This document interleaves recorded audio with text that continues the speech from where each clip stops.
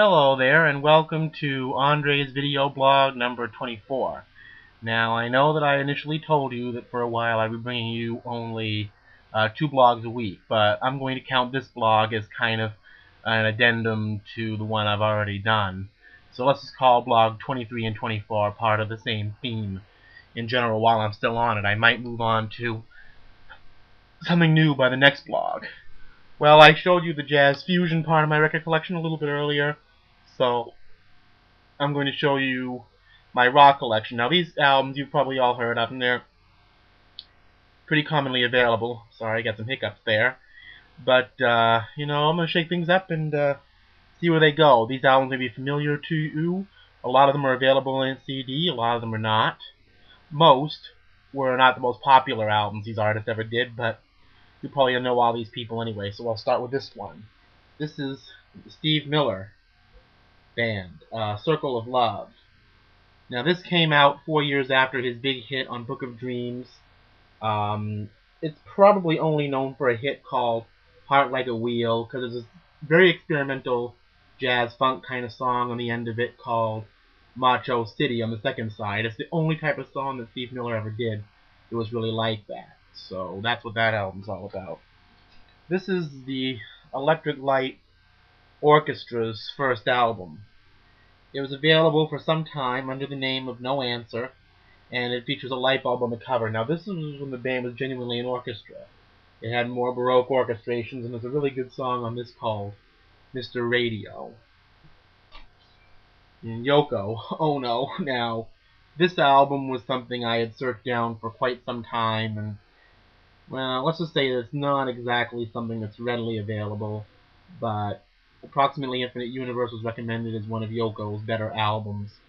So as a purchase, I decided to kind of go with that one because, I didn't have any Yoko in my collection. Now, it's a little bit funky, actually, for an album of its type. It's not as avant-garde, but it's still pretty good. This is a B-52's EP called Party Mix from 1981. You could actually almost count it as their third album. It has some remixes from their previous album called Wild Planet, Private Idaho. Somebody was actually going to throw this one out in the trash, and they just gave it to me instead. This record actually used to belong to my father. Well, you can't really see it, but it's a copy of Joni Mitchell's Court and Spark. Actually, you can't see it at all. The cover's totally being drowned out. This album is one of the most valuable items in my collection.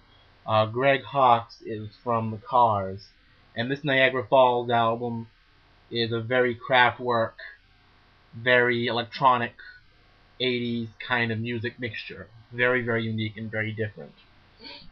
Now, this is the Beatles' Magical Mystery Tour. This is the American version of the album. And you can see when you open it up, it has some pictures inside, as you can see.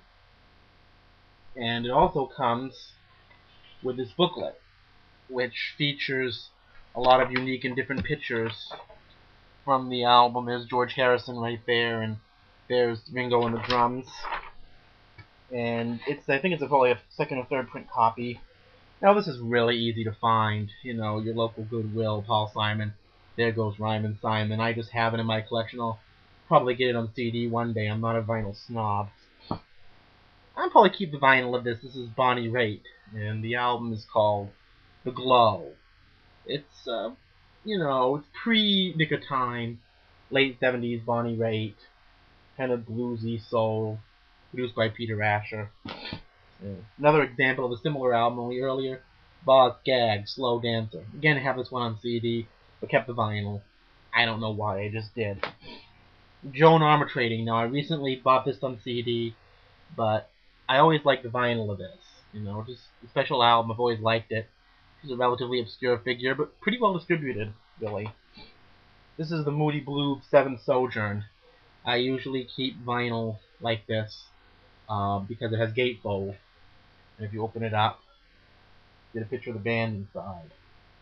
And that's a good album. So is this one, the Moody Blues. It's called Question of Balance from 1970. Another gatefold, as you can see. It's very much from the psychedelic period of the Moody's career, more or less. Now this is Jimi Hendrix, Cry of Love. Well, a friend of mine who used to be a DJ at a local radio station called WMEB actually gave me this record, and it's supposedly one of the things that Jimmy was working on before he died, but it's since been reissued in various forms on CD, but this is the original version of it. Now, I bought this album primarily because I like the cover, you know, with Debbie Harry from Blondie, but this is a very funky, chic, 80s, funk rock, Talking Heads kind of production, very different. This is Laura Nyro, Christmas in the Beads of Sweat, one of her neglected albums. It's on CD, I think, but I keep it on vinyl. I have to give it another listen, actually. Another Jimi Hendrix. This is the soundtrack for his movie Rainbow Bridge. It's actually still wrapped up in plastic. But I got this is also very special to me. The Moody Blues, Days of Future Past, Common album. You know, like Frampton Comes Alive. You can actually see this on free bins somewhere. Boss Gags is Down Two Then Left. Another similar kind of album, but was commercially neglected. Not thought of to be one of his best, but I still like it. This is Iron Butterfly. Yes, this is the group that did In-A-Gadda-Da-Vida, an live album they did. This is Carole King. The songs she did with Jerry Goff, and she recovered them on an album that she released. In this case, it looks like it came out in the early 80s. In fact, it came out in 1980, this album. This is the Mamas and the Papas album, If You Can Believe Your Eyes and Ears. As you can see, they clipped out the toilet bowl on the cover by putting a label on it. See that? This is really, really, really, really rare. I got this for free at a radio station giveaway.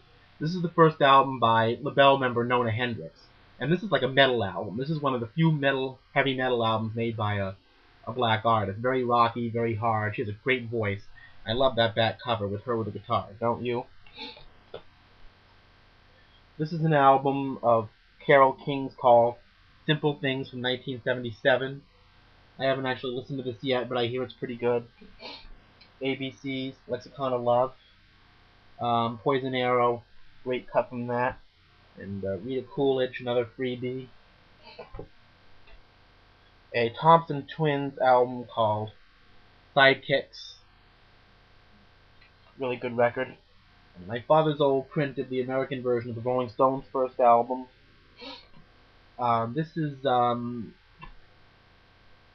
Sonic Sunspot by the Dukes of Stratosphere. They're actually known also as XTC.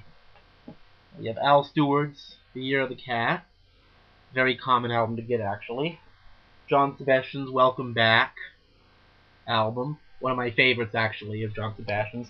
And another funk rocker, the exceptional Lori Bogan. Now, I don't think she ever recorded anything else, but she's very much in the Nona Hendrix league, and she has some really good stuff on this album. It's going to be very hard to find, but look for it if you can.